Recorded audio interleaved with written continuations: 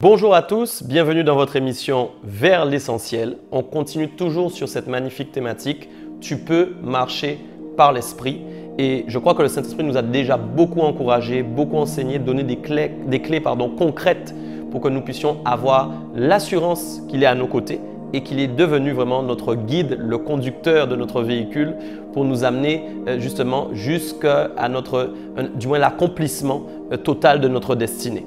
Et mon sous-thème du jour, c'est « L'Esprit de l'Éternel veut parler par toi ». C'est un thème très beau, très important parce qu'on se rend compte que l'Esprit de Dieu n'habite pas en nous simplement pour être là, mais il a été missionné par Dieu pour nous influencer afin que nous puissions transmettre sous l'impulsion justement de l'Esprit de Dieu la pensée du cœur du Père.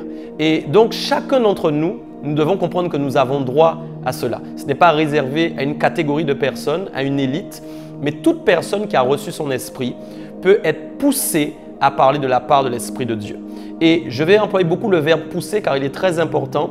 C'est ce qui va faire la distinction entre le fait de vouloir parler de la part de Dieu et être poussé par l'Esprit de Dieu pour parler.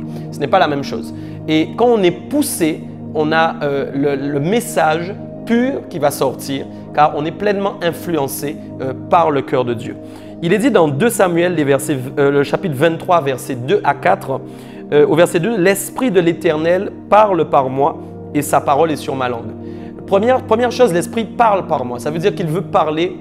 Ma bouche est en fait l'organe, l'instrument qu'il va utiliser pour transmettre la pensée du cœur de Dieu.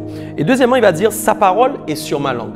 Et on se rappelle tous du jour de la Pentecôte où pour la première fois les disciples ont été baptisés du Saint-Esprit. L'Esprit de Dieu est descendu sous forme de langue de feu. Ce symbole n'est pas anodin parce qu'au contraire, il voulait affirmer le fait que la première œuvre du Saint-Esprit, c'est au niveau de notre langue, au niveau de notre parole et de ce que nous allons transmettre. C'est pourquoi parfois, quand nous sommes combattus dans la chair, nous parlons mal, nous ne parlons pas correctement. C'est là qu'est une des plus grandes luttes car nous savons que la langue est aussi comme un petit gouvernail qui peut créer d'un coup comme ça des orientations qui amènent des grands brasiers, de grands problèmes, de grands soucis. C'est pourquoi nous avons besoin de beaucoup d'équilibre et quand nous considérons réellement que l'Esprit de Dieu habite en nous, c'est-à-dire une partie de Dieu qui est venue habiter en nous, c'est un honneur, gratuitement comme ça, sans que nous ayons mérité, nous devons prendre conscience que s'il est là, il est une personne, il est là pour justement nous influencer à parler correctement comme un citoyen du royaume céleste pour amener des messages purs qui viennent du cœur de Dieu.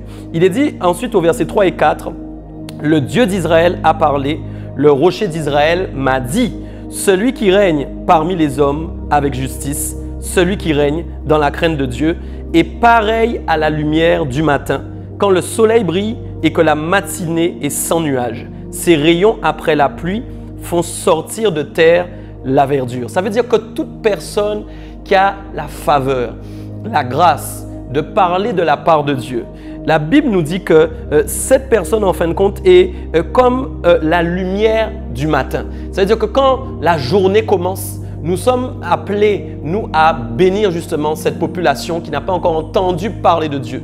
Nous sommes les élus qui sommes appelés à recevoir une pensée du Saint-Esprit et nous allons être poussés justement à parler de sa part. Il dit que encore ces rayons après la pluie font sortir de terre la verdure. Ça, c'est beau. Ça veut dire que quand nous sommes appelés à parler de la part de Dieu, il y a quelque chose de bon qui va ressortir. Et c'est pourquoi aussi la Bible nous enseigne qu'on juge un arbre à son fruit.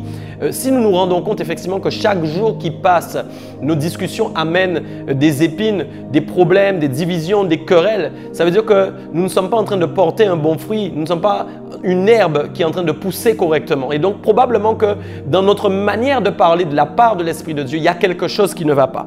Alors nous devons prier ensemble pour que le Saint-Esprit prenne le contrôle de nos bouches, prenne le contrôle de nos langues. Et aussi, il nous faut bannir l'orgueil afin que nous ne soyons pas de ceux et celles qui pensent que parce que l'Esprit de Dieu habite en nous, chaque chose que nous entendons dans notre esprit, c'est forcément absolument Dieu. La Bible dit que c'est poussé par l'Esprit. Et on va le voir encore parce que c'est écrit dans un texte très précis. Dans 2 Pierre 1, versets 20 à 21, il est dit « Sachant tout d'abord vous-même qu'aucune prophétie de l'Écriture ne peut être un objet d'interprétation particulière. Personne ne peut, en fin de compte, apporter une interprétation particulière aux Écritures. Car si nous apportons une interprétation particulière, ça veut dire que c'est de nous-mêmes, avec notre intelligence, avec nos raisonnements, nos faux raisonnements, notre manière de voir les choses, que nous allons parler en fait de la part de Dieu. C'est pourquoi il faut être très prudent et être sûr que c'est poussé par l'Esprit. C'est pourquoi il dit plus loin au verset 21, « Car ce n'est pas par une volonté d'homme qu'une prophétie a jamais été apportée. » Personne ne peut dire qu'il prophétise alors que c'est sa pensée qu'il est en train de donner. Une prophétie ne peut pas s'accorder avec la volonté de l'homme. La prophétie s'accorde avec la pensée de Dieu, la volonté de Dieu. Et c'est pourquoi il dit plus loin, donc, mais c'est poussé par le Saint-Esprit que des hommes ont parlé de la part de Dieu. Donc ça veut dire que l'Esprit de Dieu doit d'abord habiter en nous. Deuxièmement, nous devons établir une connexion avec lui, une relation avec lui qui va faire que nous avons obtenu la capacité de l'entendre, de le comprendre et nous sommes habitués avec lui. Et enfin, troisièmement, la Bible dit c'est lui qui va nous pousser. Ça veut dire que nous n'avons pas pu établir une heure, une seconde, un moment où nous allons prophétiser. C'est poussé par l'Esprit. Ça veut dire que lui, il va faire une impulsion, il va nous pousser à parler de la part de Dieu. C'est pourquoi parfois même nous pouvons être étonnés que ce soit à ce moment précis ou étonnés de rencontrer quelqu'un que là nous sentions que l'Esprit nous dit va parler à cette personne. Des fois beaucoup de gens entendent cette voix qui est en train de leur dire va parler à cette personne. Ils n'y vont pas parce qu'ils ont peur en fait que ce soit leur propre voix. J'aimerais vous dire et vous encourager que tant que vous n'avez pas essayé, vous ne saurez pas. Il vaut mieux se tromper une fois, deux fois, mais s'assurer ensuite que nous sommes sûrs que maintenant c'est la voix de Dieu qui nous parle, c'est bien l'Esprit et surtout ne pas passer à côté des personnes que nous devons toucher justement par une parole prophétique que Dieu veut leur relâcher dans leur vie et passer à côté. Ce serait vraiment dommage. Alors vraiment, restez fermement assurés que si l'Esprit de Dieu habite en vous, il peut vous pousser quand il a envie. Cela ne dépend pas de vous. Simplement, non plus du fait que vous jeûniez beaucoup, que vous êtes extrêmement saint. Non, non, ça ne dépend pas de ça.